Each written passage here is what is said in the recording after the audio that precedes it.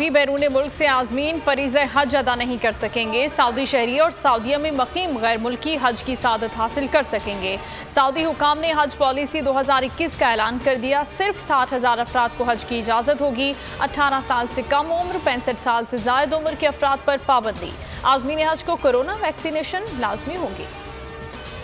Mobile calls, internet data, SMS पर tax की तजवीज़ वापस। मोबाइल फ़ोन सस्ते होंगे। वज़ीर ख़जाना शौकत तरीन की पोस्ट बजट न्यूज़ कॉन्फ्रेंस। कहा, देही इलाकों के गरीब अफराद के लिए कारोबार के लिए 5 लाख रुपए देंगे। शहरी इलाकों के अवाम को अपने घरों के लिए 20 लाख रुपए तक कर्ज दिया जाएगा।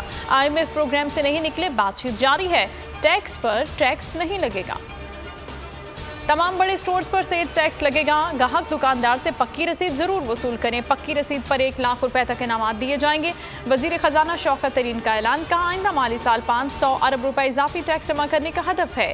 बिजली और गैस के बिलों के जरिए नॉन फाइलर तक पहुंच जाएंगे।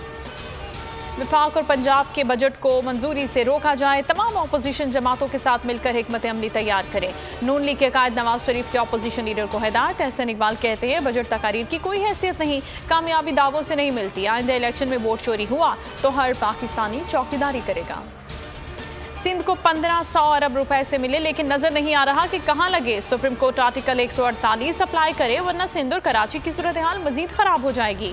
वजीर इत्तलात फवाद चौधरी की मीडिया से गुफ्तगू। कहा, कराची की तबाही के जिम्मेदार मुराद अली शाह हैं। कराची में बराह रास्त मेयर आएगा तो मसाइल हल होंगे। आसिफ जरदारी ने पीपल्स पार्टी को सिंधी कौम परस्त पार्टी बना दिया है।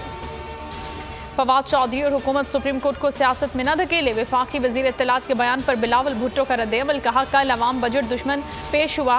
महंगाई तारीखी सतह पर पहुंच गई। महंगाई की शरह अफगानिस्तान से भी बढ़ गई। कम अज कम तनख्वाह 25,000 और तनख्वाहों में 25% इजाफे का मुतालबा।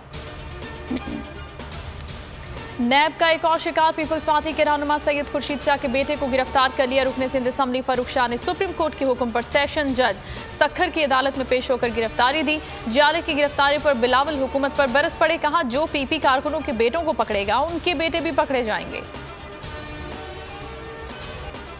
और कोरोना से बचाओ, हुकूमत ने फाइजर वैक्सीन लगाने का आगाज कर दिया। फाइजर सिर्फ वबाई अमराज के शिकार अफराद को लगाई जाएगी। मेडिकल रिपोर्ट्स हमला लाना होंगी। सिंध में कोरोना वैक्सीन न लगवाने वाले 671 पुलिस एहलकारों और अफसरान की तनख्वाहें रोक दी गईं।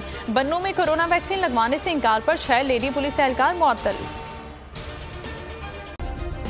सब्सक्राइब करें और बेल दबाएं ताकि कोई खबर रह न जाए।